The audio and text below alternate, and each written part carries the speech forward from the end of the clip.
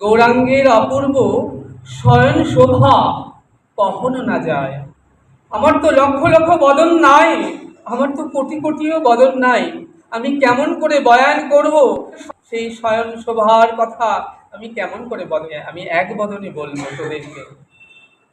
তবে শোন, আমার কি মনে হয় জানিস? আমার দেখে মনে হচ্ছে দামিনী, দাম ও দামন। দামিনী মানে তোমরা জানো দামিনী মানে কি? দামিনী শব্দের অর্থ হলো বিদ্যুৎ। আকাশে যখন বাতাসের সঙ্গে মেঘের ঘর্ষণ হয় তখন চকিতে বিদ্যুৎ চমকায়, ওই যে বিদ্যুৎ তাকে বলে দামিনী। তা আমার মনে হচ্ছে দামিনী, দাম, দাম শব্দের অর্থ মালা। আকাশে যখন বিদ্যুৎ চমকায়, সেই বিদ্যুতের যে জ্যোতি, শোভা, ঝলক দেখে মনে হয় কি অপূর্ব। আমার মনে হয় সেই বিদ্যুতের শোভাও যেন হার মেনেছে গৌড়ের এই অপূর্ব শয়ন শোভার কাছে।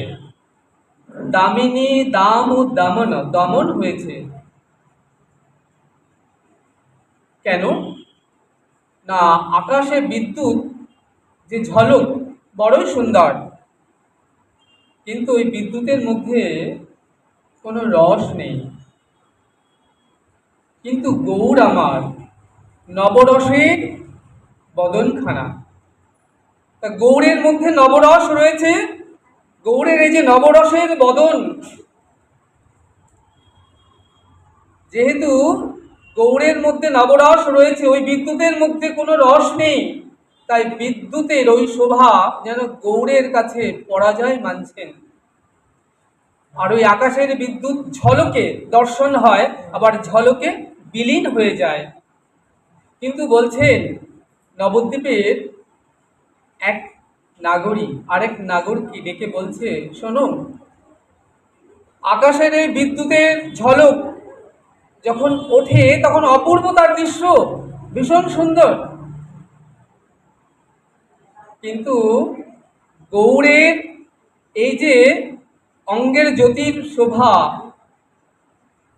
সেটা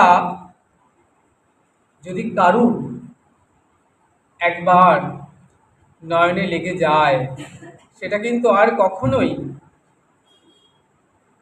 মুহূর্তের মধ্যে, চকিতের মধ্যে আর অন্তহিত হয় না। বিদ্যুতের মতো তার নয়নেই সেটা লেগে থাকে। তাই বলছেন দামিনী, দাম ও দামন।